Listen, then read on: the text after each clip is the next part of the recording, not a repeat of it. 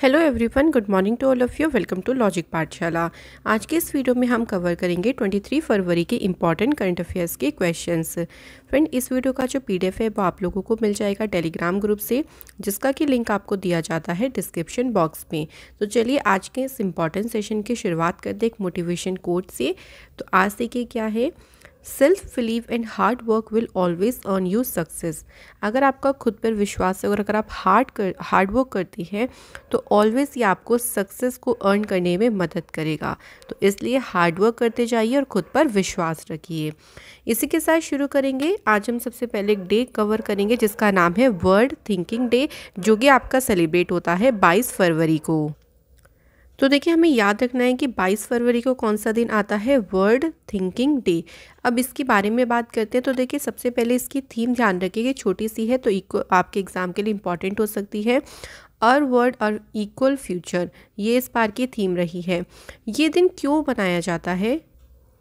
तो देखिए, इस दिन को ऑब्जर्व किया जाता है तो think about fellow brother and sister around the world, यानी दुनिया भर में जो रह रहे हमारे फेलो ब्रदर एंड सिस्टर्स हैं उनके बारे में सोचना, उनके कंसर्न जो भी उनकी चिंता है उनको दूर करना और उनको सही गाइडेंस यहाँ पर प्रोवाइड करना या आपके लिए जो सही गाइडेंस को समझने में मदद करने के पर्पज़ से इसको सेलिब्रेट किया जाता है। 1999 में देखिए क्या हुआ था। तो 1999 में 30 नंबर की वर्ल्ड कॉन्फ्रेंस हुई थी, जो कि कहाँ पे हुई थी, आयरलैंड में। वहाँ पे इसका नाम चेंज किया गया था। पहले इसे कहा जाता था थिंकिंग डे, लेकिन उस कॉन्फ्रेंस में इसको एक नया नाम दिया गया, वर्ल्ड थिंकिंग डे, यानी ग्लोबली तौर पर इसको एक तरीके से एम्फेसाइज करने के लिए, बढ़ावा देने के उद्देश्य से इसमें ये जो विश्व शब्द है यानी वर्ल्ड शब्द है इसको ऐड किया गया था। अब देखिए, हमने कौन कौन से डे पढ़े हैं अभी तक, उसको एक रिवाइज कर लेते हैं, ठीक है। तो एक बार सबसे पहले देखिए, 1 फरवरी को आता है इंडियन कोस्ट गार्ड डे। 2 फरवरी को वर्ल्ड वेटलैंड डे सेलिब्रेट होता है। उसके बाद देखिए 4 फरवरी को आता है वर्ल्ड कैंसर डे। 6 फरवरी को होता है international day of zero tolerance for female genital mutilation. 6 to 12 फरवरी यानी जो पूरा इस सप्ताह है ये इंटरनेशनल डेवलपमेंट वीक के तौर पर मनाया जाता है। 8 फरवरी को होता है सेफर इंटरनेट डे। वहीं बात करें देखिए वर्ल्ड पल्सेस डे की, तो ये 10 फरवरी को मनाया जाता है। और 11 फरवरी को होता है वर्ल्ड डे ऑफ द सिक। इसके बाद देखिए 11 फरवरी को एक और दिन होता है international day of women and girls in science. 12 फरवरी को होता है डार्विन डे। और 12 फरवरी को ही अब्राहम लिंकन का बर्थडे भी होता है और नेशनल प्रोडक्टिविटी डे भी इस दिन मनाया जाता है। इसके बाद देखिए 13 फरवरी को एक तो वर्ल्ड रेडियो डे होता है, सेकंड होता है सरोजनी नायडू जी की बर्थ एनिवर्सरी। 20 फरवरी को होता है world day of social justice और 21 फरवरी को international mother language day celebrate किया जाता है। तो ये आप ध्यान रखिए कि अभी तक के हमारे जो फरवरी के इम्पॉर्टेंट डे हैं। शुरू करते हैं पहले क्वेश्चन से। पहला क्वेश्चन है देखिए, द इंडियन एयरफोर्स और royal air force of which country, जिन्होंने एक बायलेटरल एयर एक्सरसाइज को ऑर्गेनाइज किया और इसका नाम क्या रखा है, ईस्टर्न ब्रिज 6। तो ये जो ईस्टर्न ब्रिज 6 एक बायलेटरल एयर एक्सरसाइज है। एक तो इसमें इंडिया की नेवी है, दूसरी जो इसमें नेवी है वो ओमान की नेवी है, ठीक है। तो आपको याद रखना है ये इंडिया और ओमान के बीच में एक्सरसाइज हुई है। अब ये हुई कहाँ पे है? तो देखिए, जो एयरफोर्स स्टेशन है जोधपुर में, जो कि कहाँ है, राजस्थान स्टेट में, तो वहाँ ये एक्सरसाइज को कराया गया। और इस बार जो इसका ये एडिशन हुआ था, ये इसका 6 नंबर का एडिशन था। इम्पॉर्टेंट पॉइंट, ठीक है। अब इस एक्सरसाइज का मेन पर्पस क्या रहा है, देखिए दोनों जो वायुसेना है उनके बीच में ऑपरेशनल कैपेबिलिटी को बढ़ाना, साथ ही साथ में इंटेरोपरेबिलिटी यानी जो अंतर संचालनता है इसको बढ़ाने का अवसर प्रदान करना, एक अपॉर्चुनिटी प्रदान करना, ये इसका मेन उद्देश्य है। तो याद रखिएगा, इंडिया और ओमान के देश के बीच में एक्सरसाइज हुई है। अब देखो, मैं आपको एक आध एक्सरसाइज और रिवाइज करवा देती हूँ हाल फिलहाल की। जैसे अभी देखिए, जो वेस्टर्न नेवल कमांड है इंडियन नेवी का, उन्होंने एक जॉइंट मैरीटाइम एक्सरसाइज करी जिसका नाम रखा पश्चिम लहर, याद रखिएगा। इसके बाद इंडिया की नेवी और रशिया की नेवी के बीच में पैसिफिक एक्सरसाइज हुई थी अरेबियन सी में। अगला देखिए, जो एक्सरसाइज मिलान है, इसमें इंडिया ने 46 फॉरेन कंट्रीज़ को इनवाइट किया था इसमें पार्टिसिपेट करने के लिए। ये एक मल्टीनेशनल नेवल एक्सरसाइज है जो कि विशाखापट्टनम में हुई थी। इसके बाद देखिए इंडिया और मालदीव के बीच में एक्सरसाइज हुई थी जिसका नाम है इक्वेरियन, और ये एक्सरसाइज कहाँ पे हुई थी? मालदीव में इसको कराया गया था। तो फ्रेंड ये कुछ हाल फिलहाल की ही एक्सरसाइजेज हैं जो कि हमारे एग्जाम पॉइंट ऑफ व्यू से काफ़ी ज़्यादा इंपॉर्टेंट हैं। अगला क्वेश्चन देखिए, अगले क्वेश्चन में पूछा गया है विच कंट्री जिसने सक्सेसफुली टेस्ट किया है सी डोम सिस्टम को। तो जी की जो सी डोम सिस्टम है ये आयरन डोम का ही नेवल वर्जन है। अब आयरन डोम से आपको आंसर तो थोड़ा सा समझ आ ही गया होगा क्योंकि ये किससे एसोसिएटेड है, ये इजराइल की टेक्नोलॉजी है, ठीक है। तो इसी का ही नेवल वर्जन है जिसको नाम दिया है सी डोम, ठीक है। और इसका भी परीक्षण किया है इजराइल देश ने। देखिए ये जो सी डोम है ना, ये जो आयरन डोम का नेवल वर्जन है, इसका उपयोग पिछले, अगर हम बात करें पिछले डिकेड से, जो गाज़ा स्ट्राइप है वहाँ पे जितने भी रॉकेट दागे जाते हैं उनको मारने के लिए आयरन डोम का अभी तक यूज़ हो रहा था। इसी का ही नेवल वर्जन लेके आए हैं जिसको सी डोम कहा गया है। और इस सी डोम को इजराइल का जो लेटेस्ट जनरेशन का वॉरशिप है जिसका नाम है कॉर्वेट, उस वॉरशिप में इसको इंस्टॉल किया जाएगा। तो इम्पॉर्टेंट क्वेश्चन है फ्रेंड, इसको ज़रूर ध्यान रखिएगा। अब बात आती है इजराइल देश की, तो यहाँ पे आप देख सकते हैं इस तरीके से है, ये है इजराइल और यहाँ पे क्या है, ये है डेड सी, याद रखिएगा। और इसकी कैपिटल है जेरूसलेम। यहाँ पे करेंसी है इजरायली न्यू शेकेल और प्राइम मिनिस्टर है नेफ्तली बेनेट और प्रेसिडेंट है इज़ाक हर्जोग। देखिए इजराइल से एक इम्पॉर्टेंट बात ये याद रखनी है कि इजिप्ट जो है वो पहला अरब नेशन बना था जिसने इजराइल के साथ में जो शांति डील है यानी जो पीस डील है इसको साइन किया था। तो पूछ सकते हैं ना कौन सी कंट्री है, तो वो है इजिप्ट। अगला क्वेश्चन देखिए क्या है, for which purpose government of India to promote the heal by India initiative. तो देखिए जो ये हील बाय इंडिया इनिशिएटिव यानी जो पहल है गवर्नमेंट ऑफ इंडिया ने इसे क्यों शुरू किया है, क्या पर्पस को ध्यान में रखते हुए, तो इसमें आंसर हो जाएगा option number B, to enhance educational institutions in the health sector and generate job in the same. यानी हेल्थ सेक्टर में जो एजुकेशनल इंस्टीट्यूट हैं उनको बढ़ावा देना और इसी सेक्टर में जॉब्स को जनरेट करना, इस पहल का मेन पर्पस से इसी को ध्यान में रखते हुए इसे शुरू किया है।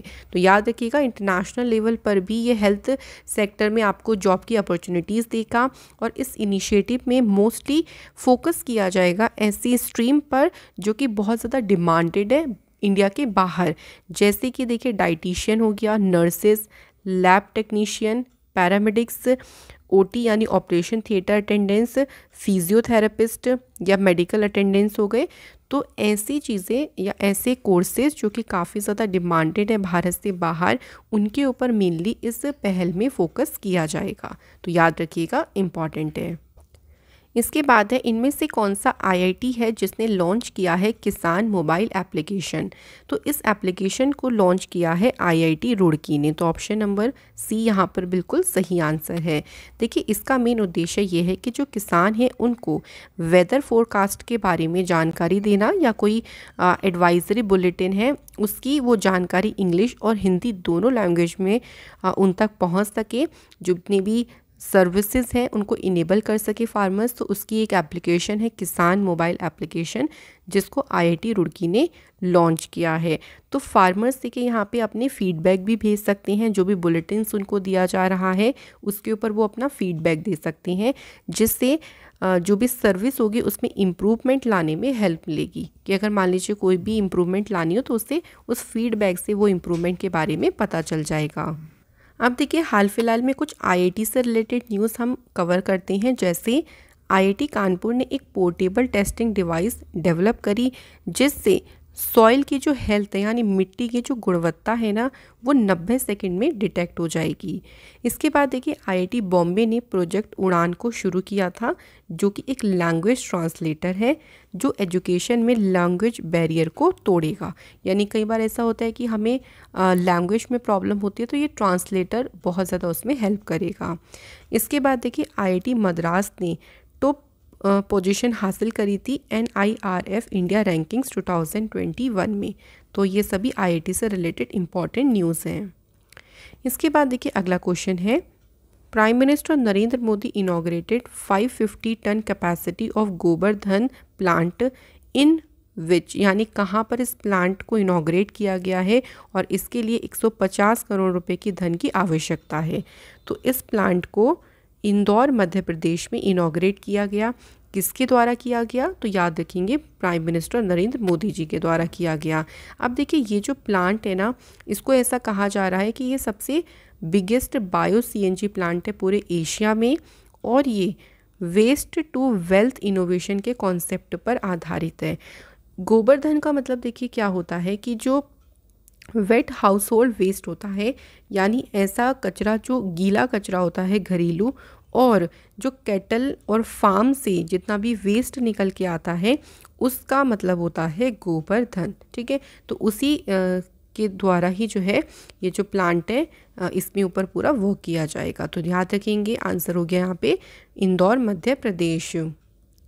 इसके बाद है कौन सी ऑर्गेनाइजेशन के साथ केरल स्टार्टअप मिशन ने पार्टनरशिप करी है to grant local startups connectivity to the global startup community, यानी जो भी स्थानीय स्टार्टअप हैं उनको कनेक्टिविटी प्रदान करने के लिए कुसुम का मतलब होता है केरल स्टार्टअप मिशन।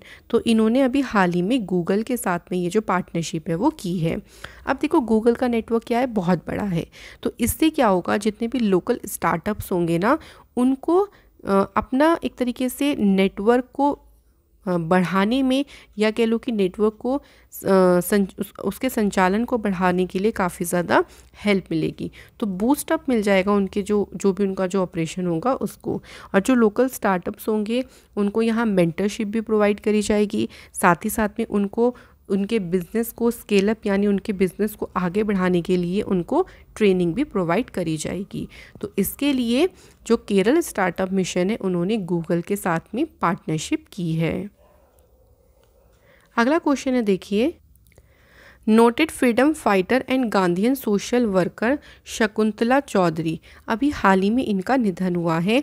इन्हें किस वर्ष में पद्मश्री अवार्ड से सम्मानित किया गया था? तो ये क्वेश्चन बहुत ही ज़्यादा इम्पॉर्टेंट है क्योंकि इन्हें इसी साल यानी 2022 में जो पद्मश्री अवार्ड दिए गए थे उनसे ही इन्हें सम्मानित किया गया है।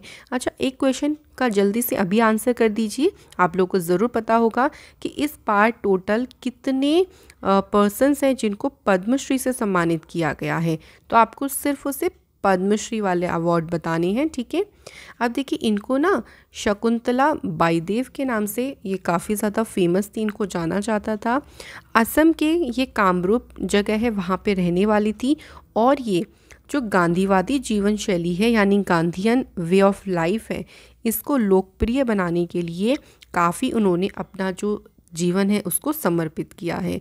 तो काफ़ी इनके नाम के आगे लगा ही है देखिए गांधीयन सोशल वर्कर। तो इन्होंने इस चीज़ को काफ़ी पॉपुलराइज किया है। तो इनका नाम याद रखिएगा और इन्हें 2022 में पद्मश्री मिला है ये भी। इसके बाद देखिए अगला क्वेश्चन है, who has inaugurated the 48th Khajuraho dance festival. इसका संबंध आपको वैसे इस वर्ड से पता चल गया होगा, मध्य प्रदेश राज्य से ही इसका संबंध है और इसका उद्घाटन किया है मध्य प्रदेश के गवर्नर मंगू भाई छगन भाई पटेल के द्वारा। ठीक है, इस बार ये 48th नंबर का डांस फेस्टिवल था, ये भी ध्यान रखिएगा। ये जो इवेंट है ना ये 26 फरवरी तक चलेगा। अब देखो इस इवेंट में क्या है, देखिए एक 5 किलोमीटर दिल खेल के घूमो, ये एक मैराथन है। इसका आयोजन भी इसी के तहत किया जाएगा। किसके तहत? Safe tourism project for women के तहत, यानी ये एक बैनर है, इसी के तहत में इस मैराथन का आयोजन भी किया जाएगा। इसका मेन उद्देश्य ये है कि हिंदुस्तान के दिल में आप सेफ हैं, ये जो नारा है ना, इसके साथ में जितने भी ऐसी टूरिस्ट डेस्टिनेशंस हैं वहाँ पे वुमेन के अमंग क्या करना, सिक्योरिटी, उनको सुरक्षा की भावना उनके अंदर पैदा करना कि वो टूरिस्ट डेस्टिनेशन पर अगर जाएं तो उनको सिक्योर फील हो। तो इसी उद्देश्य के साथ में ये जो पूरा का पूरा मैराथन है इसको आयोजित किया गया था इस फेस्टिवल के तहत। याद रखेंगे, इम्पॉर्टेंट क्वेश्चन है। अब देखिए मध्य प्रदेश की बात यहाँ पे आ ही जाती है तो हाल फिलहाल में कुछ न्यूज़ हम लोग ध्यान कर लेते हैं। जैसे मध्य प्रदेश की गवर्नमेंट ने ऑर्गेनाइज़ किया था पहला ड्रोन मेला कहाँ पर ऑर्गेनाइज किया गया इसे, तो याद रखेंगे ग्वालियर में। इसके बाद पहला जो साइबर तहसील है इंडिया की बनी, वो कहाँ बनी है, मध्य प्रदेश में। इसके बाद देखिए इंदौर का जो रेलवे स्टेशन है इसका नाम चेंज करके ट्राइबल आइकन तात्या भील जी के नाम पर इसका नाम जो है वो रखा गया। नेक्स्ट है देखिए मुख्यमंत्री राशन आपके द्वार योजना यहाँ पे शुरू की गई। इंदौर ने डिक्लेयर किया, जो इंदौर है इसको इंडिया का पहला water plus certified city declare किया गया। वहीं मध्य प्रदेश की गवर्नमेंट ने आयुर्वेदा को प्रमोट करने के लिए देवनिया स्कीम को शुरू किया है। तो ये सभी न्यूज़ है मध्य प्रदेश से रिलेटेड। क्वेश्चन है अगला देखिए, बुक का नाम है who is the author of the book, जिसका नाम है tribal and indigenous languages of India. तो यहाँ पे हमें बताना है कि ये बुक किसने लिखी है। राइट आंसर देखिए यहाँ पे हो जाएगा रमेश सी गौर के द्वारा इस बुक को लिखा गया है, जिसका नेम है tribal and indigenous languages of India. Next book है देखिए, एक और बुक पढ़ते हैं यहाँ पे, the founders the story of people and the entrepreneurs who shaped silicon valley. बात करते हैं इस बुक की ऑथर कौन है, तो ये बुक लिखी है जिमी सोनी ने। तो इम्पॉर्टेंट बुक है, ये भी याद रखिएगा। अब देखिए हाल फिलहाल हमने कुछ और बुक्स के बारे में पढ़ा था, जैसे रविन्द्रनाथ टैगोर के ऊपर एक बुक लिखी थी अभी हाल ही में उमा दास गुप्ता ने। अ नेशन टू प्रोटेक्ट, ये बुक लिखी प्रियम गांधी मोदी के द्वारा। How to prevent the next pandemic, की बुक किसकी है, बिल गेट्स की। और India Africa relations changing horizons, ये बुक लिखी किसने है, राजीव भाटिया ने। तो बुक एंड ऑथर पे भी आपको एक वीडियो जल्द ही मिल जाएगी, जिसमें हम जनवरी और फरवरी के इंपॉर्टेंट बुक एंड ऑथर्स को कवर करेंगे। इसके बाद देखिए क्वेश्चन है, इनमें से किसे हाल ही में इंस्टीट्यूट ऑफ इकोनॉमिक ग्रोथ के डायरेक्टर पद के लिए यानी निदेशक के रूप में इन्हें अपॉइंट किया गया है। तो इनका नाम है चेतन घाटी। तो चेतन घाटी को इसमें अपॉइंट किया गया। देखिए चेतन घाटी जो कि रिजर्व बैंक ऑफ इंडिया की जो पहली मॉनेटरी पॉलिसी कमेटी बनी थी 2016 से 20 वाली, उसके भी ये एक मेंबर रहे थे।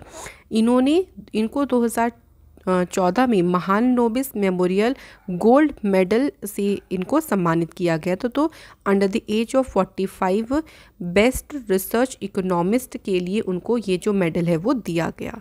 अभी देखिए इन्होंने जो ये डायरेक्टर पद अपॉइंट किया है, ये अजीत मिश्रा की जगह पर इस पद के लिए नियुक्त किए गए हैं। अगला क्वेश्चन है, काफ़ी इंपॉर्टेंट क्वेश्चन है और इस पे हम एक अलग से वीडियो करेंगे विंटर ओलंपिक्स पे, क्योंकि डेफिनेटली यहाँ से भी एक क्वेश्चन आपका एग्जाम में ज़रूर बनेगा।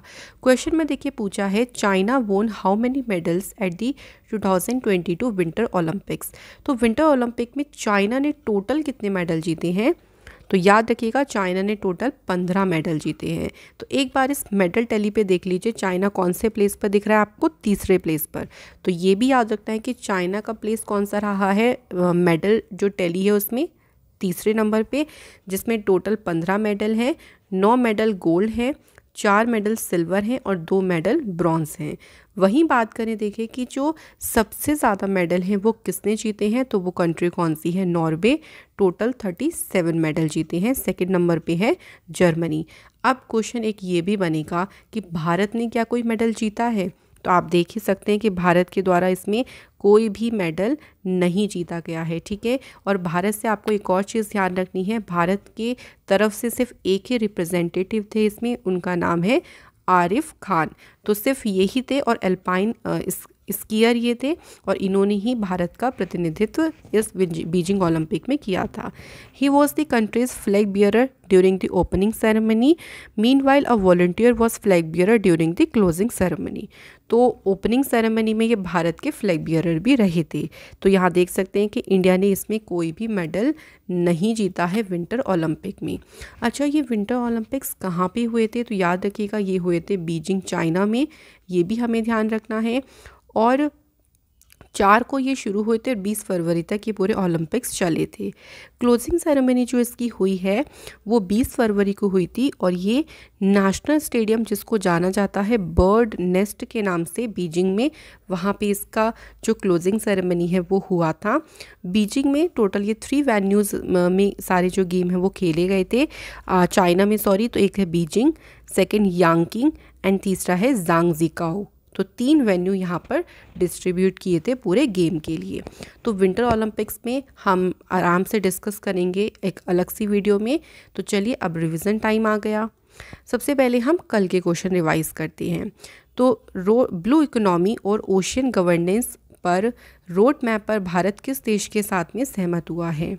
आंसर हो जाएगा यहाँ पे फ्रांस। इसके बाद देखिए, Lok Sabha speaker Om Birla is leading a parliamentary delegation to which country? Right answer is UAE. Next है, what is the rank of India in the world for LEED certified green buildings in 2021? तो भारत की जो इसमें रैंक रही है वो तीसरे नंबर पे रही है, और इसमें पहले नंबर पर है चाइना और सेकंड नंबर पे है इसमें कनाडा। इसके बाद देखिए, मेरी पॉलिसी मेरा हाथ, ये किसने लॉन्च किया है? तो इसे ministry of agriculture and farmer welfare ने शुरू किया। इसके बाद सौभाग्य स्कीम के तहत कौन से राज्य में सबसे ज़्यादा घरों तक इलेक्ट्रीफाइड या आप कह लीजिए विद्युतीकरण किया गया है? तो आंसर हो जाएगा यहाँ पे राजस्थान। इसके बाद है, नॉर्दर्न स्टेट है मिज़ोरम और अरुणाचल प्रदेश जिन्होंने अपना फाउंडेशन डे 20 फरवरी को मनाया। अगला है, अ नेशन टू प्रोटेक्ट, ये बुक किसके द्वारा लिखी गई है? तो फ्रेंड प्रियम गांधी मोदी के द्वारा इस बुक को लिखा गया है। अगला बुक है, a history of Sriniketan Rabindranath Tagore's pioneering work in rural construction, ये बुक किसने लिखी है? उमादास गुप्ता ने। नेक्स्ट देखिए, who has been conferred with Hilal e Pakistan, जो कि पाकिस्तान का सेकंड हाईएस्ट सिविलियन ऑनर है, और इस ऑनर से बिल गेट्स को सम्मानित किया गया है। इसके बाद देखिए, हम लास्ट वीक के कुछ करंट अफेयर्स को रिवाइज करते हैं। तो देखिए, पहला क्वेश्चन है, prime minister of which country जिन्होंने इमरजेंसी एक्ट को इन्वोक किया 50 सालों में पहली बार? तो ये कनाडा देश के प्राइम मिनिस्टर हैं जिनका नाम है Justin Trudeau. Union minister of tribal ने कितने करोड़ रुपए सेंक्शन करी हैं for the festival of Medaram Jathara? तो इसके लिए देखिए 2.26 करोड़ रुपए जो है इसकी मंजूरी दी गई है। अगला क्वेश्चन है, India will achieve zero diesel use in agriculture और फॉसिल फ्यूल को रिन्यूएबल एनर्जी के साथ में रिप्लेस करेगा कौन से वर्ष तक के लिए? तो राइट आंसर हो जाएगा 2024। इसके बाद देखिए, दिल्ली के किशनगंज में वर्ल्ड क्लास रेसलिंग एकेडमी जो स्थापित करेंगे कौन करेंगे? तो मिनिस्ट्री ऑफ रेलवे के द्वारा इस एकेडमी को स्थापित किया जाएगा। इसके बाद देखिए, ministry of new and renewable energy ने एक प्रोग्राम को कंडक्ट किया, इस प्रोग्राम का नाम क्या रखा गया है? तो इस प्रोग्राम का नाम रखा गया न्यू फ्रंटियर्स, ठीक है, ये ध्यान रखिएगा। अगला है देखिए, इनमें से किस शहर की सेंट्रल जेल है जिसने खुद का रेडियो चैनल जेल वाणी FM 18.77 को शुरू किया है? तो आंसर हो जाएगा यहाँ पे इंदौर। कौन से स्टेट ने अनाउंसमेंट करी है the appointment of IPS KV Rajendra Nath Reddy as a new director general of Andhra Pradesh? Right answer is Andhra Pradesh, तो मैंने बोल ही दिया है, तो Andhra Pradesh is the right answer. इसके बाद देखिए, यस बैंक ने एक प्रोग्राम शुरू किया है टू को develop digital financial solution for the agriculture sector. इस प्रोग्राम का नाम बताना है, तो इस प्रोग्राम का नाम है यस बैंक एग्री इन्फिनिटी, ये इस प्रोग्राम का नाम रखा गया। इसके बाद देखिए, who has been elected as a president of institute of chartered accountants of India? तो राइट आंसर हो जाएगा Debashish Mitra. Next is CBSE के चेयरमैन पद के लिए किसे अपॉइंट किया गया है? तो answer is Vineet Joshi. Next is table tennis federation of India को चलाने के लिए जो एडमिनिस्ट्रेटर्स की कमेटी है उसके चेयरपर्सन पद के लिए किसे अपॉइंट किया गया है? तो राइट आंसर हो जाएगा यहाँ पे गीता मित्तल को अपॉइंट किया गया। तो फ्रेंड, ये थे हमारे सभी इंपॉर्टेंट क्वेश्चंस। कल आप लोगों से पहला क्वेश्चन ये पूछा था कि ट्यूनीशिया की यानी नजला बोदीन है, ये पहली फीमेल प्राइम मिनिस्टर बनी है ट्यूनीशिया देश की। सेकेंड क्वेश्चन था कि कौन सी कंट्री ने हुआंगसोंग 8 नाम का जो ये मिसाइल है इसका परीक्षण किया सक्सेसफुली? तो आंसर हो जाएगा नॉर्थ कोरिया। तो बहुत अच्छा लगता है कि आप लोगों को करंट अफेयर्स की वीडियो से काफ़ी हेल्प भी मिलती है, और आपका जो करंट अफेयर्स है वो धीरे धीरे करके बहुत अच्छे से स्ट्रॉन्ग भी हो रहा है। तो और ये रिवीजन पोर्शन भी आपको काफ़ी मदद करता है, तो इससे भी बहुत अच्छा लगता है। तो ऐसे ही आप लोग मेहनत ज़रूर करते रहें और करंट अफेयर्स से बिल्कुल घबराए ना। तो आज हमारे कमेंट है रघुवीर सिंह, एंड थैंक यू रघुवीर, अगर आपको हमारी वीडियो से इतनी हेल्प मिलती है। एंड सेकंड कमेंट है प्रदीप दास। आज के क्वेश्चन की तरफ चलते हैं। तो पहला क्वेश्चन है, देखिए 3 टाइम ओलंपिक विनर विक्टर सानीव, इनका भी निधन हुआ हाल ही में, ये किस स्पोर्ट्स से एसोसिएटेड है, इनका नाम बताइएगा। इसके बाद देखिए हैदराबाद में जो हार्टफुलनेस इंटरनेशनल योगा एकेडमी है, इसकी आधारशिला किसने रखी। और तीसरा क्वेश्चन मैंने आप लोगों से पूछा था कि इस बार टोटल कितने लोगों को पद्मश्री अवार्ड से सम्मानित किया गया है। तो ये थी हमारी आज की क्लास। आशा करती हूँ कि आज की क्लास के सभी कॉन्सेप्ट आपको अच्छे से क्लियर हो गए होंगे। Thank you so much for watching this video.